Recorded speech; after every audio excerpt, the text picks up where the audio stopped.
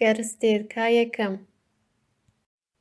ئەو ji dîtina rojê gerstêrka şeşem a dûr e. Di pergala rojê de ji aliyê mezinbûna xwe ve piştî perçîsê ya duyem e. Li derdora wê xelek heye.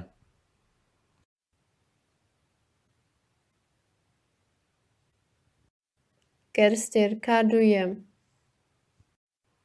Rengê wê şîn e. Ew ji dîtina rojê gerstêrka herî dûr e. Mezinbûna wê 4 caran liya erdê ye. Ew gera xwe ya li derdora rojê di 165 salan de diqedîne.